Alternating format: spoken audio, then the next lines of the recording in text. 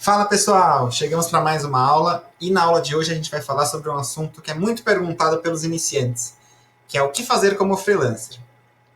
Eu escuto, pelo menos no meu vínculo social, muitas perguntas nesse sentido de pessoas que queriam estar numa carreira independente, querem uma coisa com mais autonomia, mais liberdade, mas ficam naquele receio, naquela dúvida de, mas será que a minha profissão tem alguma oportunidade, né, nesse formato de vida? Será que tem alguma coisa que eu possa fazer nesse sentido? Então a aula de hoje é justamente voltada para os iniciantes que têm esse pensamento. Assim, eu quero ser freelancer, mas eu não faço a menor ideia do que fazer, eu não sei se a minha profissão permite que eu trabalhe dessa forma. E a verdade é que, assim, na grande maioria dos casos, você tem sim como se enquadrar. Talvez não necessariamente na sua área de formação, mas muita gente se forma numa coisa e mesmo em empresa tradicional trabalha em uma outra área. Eu já vi advogado na área administrativa, eu já vi, sei lá, o cara formado em engenharia na área comercial, então tem de tudo, né?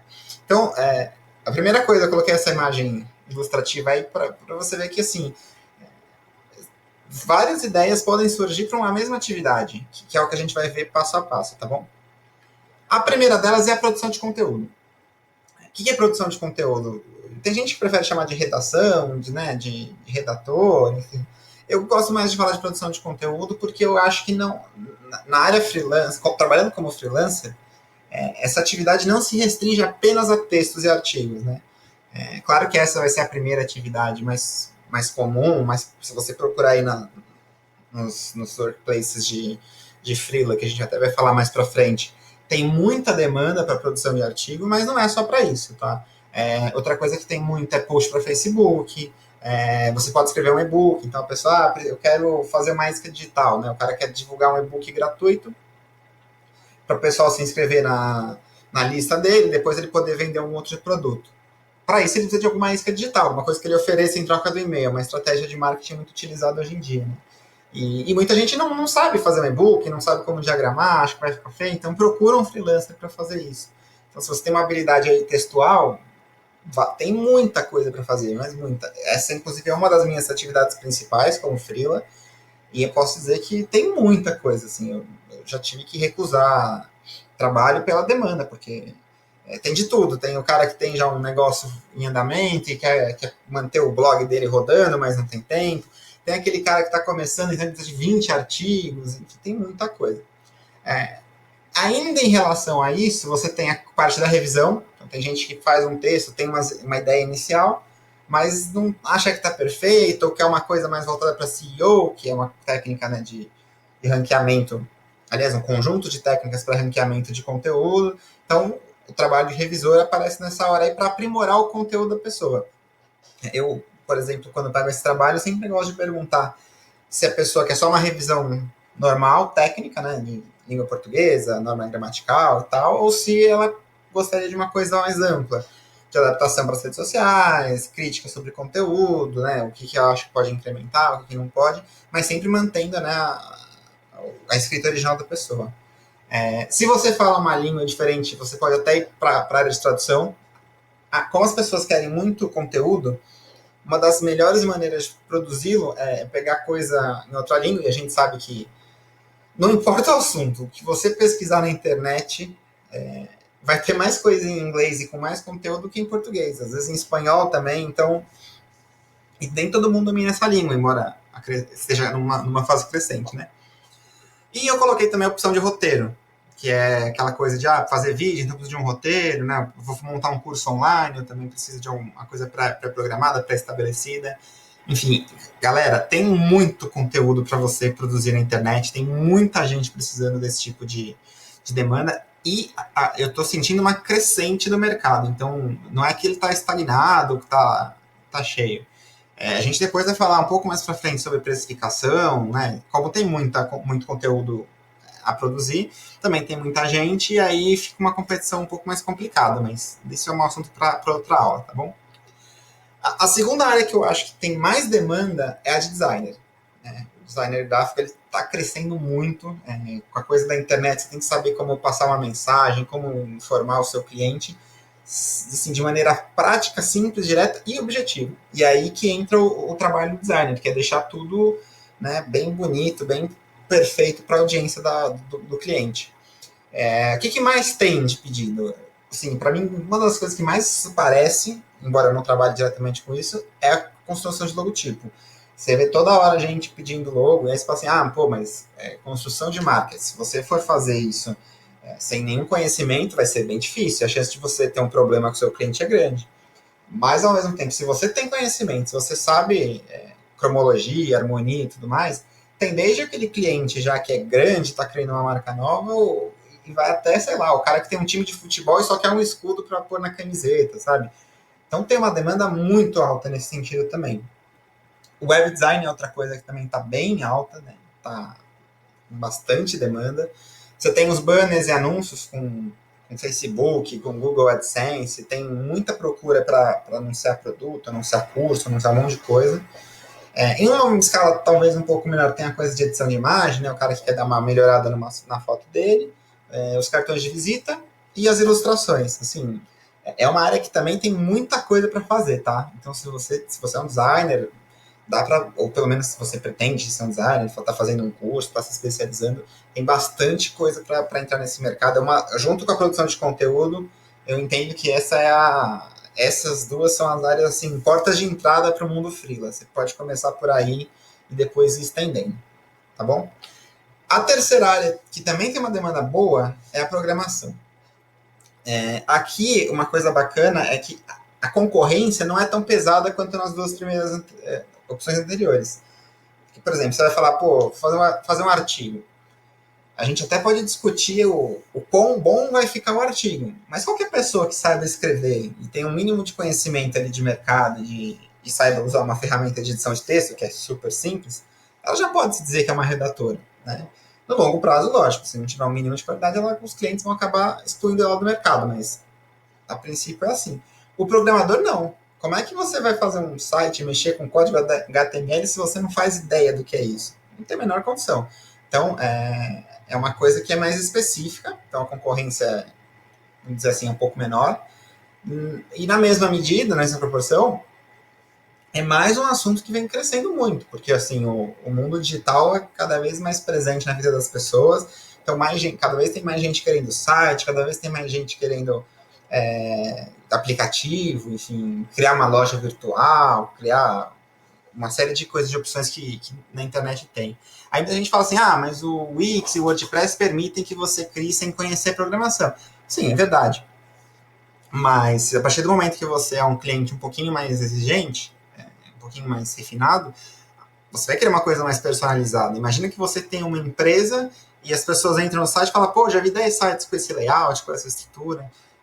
Então, o programador vai poder fazer uma coisa muito personalizada. Então, se você gosta dessa área, se você entende dessa área, é mais uma atividade bem legal para fazer, tá bom? Andando um pouquinho para frente, a gente tem a área de marketing. Aqui, eu não estou falando só do marketing tradicional, tá? As próprias empresas estão cada vez menos utilizando do marketing tradicional. Tem novas opções, tem o marketing digital crescendo muito. Então, o CEO que eu falei lá atrás para o redator entra muito aqui. E não estou falando também só do marketing, assim, sei lá, ser representante de uma empresa e sair vendendo produto físico. O produto digital está crescendo muito, né? Então, curso online, e-book, enfim, tem uma série de coisas que você pode vender intangível que fica no mundo digital. E aí surge muita oportunidade de marketing também. Você tem ali o e-mail marketing. Quando eu falei da isca digital, é um pouco em relação a isso. O cara vai, cadastra o e-mail em troca de um e-book gratuito, de alguma recompensa. E ele depois o seu cliente vai ter o e-mail do cara para poder disparar ali uma série de conteúdos, tentar converter, enfim. E o profissional de marketing é o mais indicado para isso, de técnica de persuasão, de como mandar um conteúdo bacana, enfim, tem muita coisa para fazer, tá? Entra também um pouquinho de banner e anúncio, e para quem gosta mais de coisa física, porque o freelancer não necessariamente precisa trabalhar na internet, né? Tem a coisa da televenda, tá bom? Seguindo adiante, a gente tem os serviços administrativos. Aqui já é uma demanda menor. Assim, tem bastante, mas não é assim 20 oportunidades por dia, pelo menos não nas principais plataformas ali que eu conheço, né? Mas também tem demanda, então de assistência virtual, o cara que quer, poxa, eu tenho minhas redes sociais, mas eu não conheço cuidar dela, preciso de alguém para fazer isso, cara, você souber conhecer da área pode se candidatar. a questão de responder e-mail para cliente, fazer pesquisa e planejamento de mercado. Então, o cara quer fazer um plano de negócio, mas não sabe se a ideia dele é bacana para uma área, então ele pode te contratar se você tiver uma mínima qualificação para isso, para fazer uma pesquisa. Tem gente que pede recrutamento e seleção também de maneira online, né, para fazer pelo menos aquelas etapas iniciais de filtro, de pesquisa, enfim. Cara, tem bastante coisa para fazer. Se a gente entrar um pouquinho mais a fundo aqui, assim, não queria entrar em mercados muito específicos, mas a gente tem o contador. O contador, em época de imposto de renda, chove gente pedindo ajuda para esse cara fazer o imposto de renda. Então, é uma demanda, assim, bem crescente, bem crescente.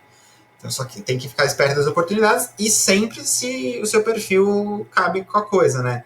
A gente fala de serviços administrativos, é um pouco amplo, assim. Toda empresa, todo negócio tem uma função administrativa. Vale você também entender o quão você está preparado ou não para isso, tá bom? E aí a gente tem os outros serviços. Eu falei já da contabilidade, você tem a fotografia. O fotógrafo em si, em geral, ele de alguma forma ele já é um freela, né? A grande maioria dos que eu conheço trabalham já meio de maneira independente, arrumando um contato para um casamento, para um evento corporativo, enfim, tem muita coisa para fazer. Como o advogado pode trabalhar com a produção de contrato, um próprio freelancer, ele muitas vezes busca um advogado para montar uma pauta ali, que quando ele se relaciona com os clientes dele, tenha como garantir o pagamento e tudo mais, certo? Aí você tem engenharia, enfim, e outros. Eu não quis aqui listar todos, porque eu sempre falo para todo mundo que me pergunta, toda profissão cabe no mercado freelancer. Aí você fala assim, nossa, mas eu sou médico, como é que eu não vou, como é que eu vou trabalhar como freelancer? Eu tenho que estar ali com o meu paciente, eu tenho que estar vendo. Sim, se você gosta disso, né, essa função em específica você não consegue transformar de maneira autônoma. Assim. Tem casos e casos, até tem como você abrir o seu próprio escritório e tudo mais, mas um cirurgião não vai ter essa possibilidade. Agora, ele pode, por exemplo, arrumar uma revista eletrônica sobre saúde, sobre medicina e passar a escrever artigos para essa revista, por exemplo. Então, se você parar para pensar e tiver um pouquinho de criatividade, quase todas as funções de alguma forma se adequam, né, à carreira independente, ao mercado freelancer. Só que precisa de um pouquinho de criatividade e de boa vontade, de iniciativa, porque uma coisa que a gente vai falar mais para frente em outras aulas, nada cai do céu, assim. Tem muita gente que pensa, pô, beleza, sou contador, então vou esperar cair o imposto de renda. Se você não ir atrás de cliente, um outro contador vai pegar o seu cliente. Tem muita coisa para fazer. Mas a mensagem dessa aula é basicamente tentar abrir um pouquinho a cabeça para as opções que tem no mercado hoje. Essas são as mais comuns, mas não são as únicas. Qualquer profissão ali pode se enquadrar de alguma forma. Tá bom? Para fechar, eu trouxe mais uma série do Freelancer em Números. Esses números foram retirados de uma pesquisa do Aparelho Elétrico, que é um site, blog que a gente recomenda demais. Assim, tem um conteúdo muito bacana sobre o mundo freelancer. Ontem mesmo eu estava ouvindo um podcast deles. Né? Na seção de materiais recomendados do nosso site, visitem ali, tem a indicação deles como conteúdo também, para vocês ficarem antenados, enfim. E o que a gente o que eu localizei de uma pesquisa que eles fizeram ali, no ano passado, em 2017? 73% das pessoas que atuam como freelancer hoje são generalistas. O que significa isso? Eu já comentei em outras aulas, mas caso você não tenha visto, muita gente tem um perfil generalista, que é aquela coisa de não querer ser um especialista, ser focado num único mercado. Eu mesmo tenho essa característica, né? Você faz então um pouco de tudo. Eu não gosto de ficar como especialista. Só que isso também é um problema, né? Porque quem faz de tudo um pouco não é muito, muito bom, muito craque em nada. Então, quando a gente vê esse tal de generalismo predominante aí, é normal, porque o freela ele é aquela coisa, tá, tudo bem, eu sou um redator, mas surgiu a oportunidade de eu fazer uma revisão, eu não trabalho com revisão, mas eu não tenho outro freela, pô, vou ficar sem fazer, eu sei fazer isso, então ele acaba abrindo o leque de opção de uma maneira muito maior do que um empregado. O empregado, em geral, ele é especialista. A empresa contrata ele para contas a receber. Ele vai ficar ligando para o cliente, ele só vai fazer aquilo, ele vai ser um especialista em cobrança. O freela não, ele tem como ele tem a autonomia para gerir a própria carreira, como a gente já falou na aula anterior, é normal que tenha esse perfil mais generalista.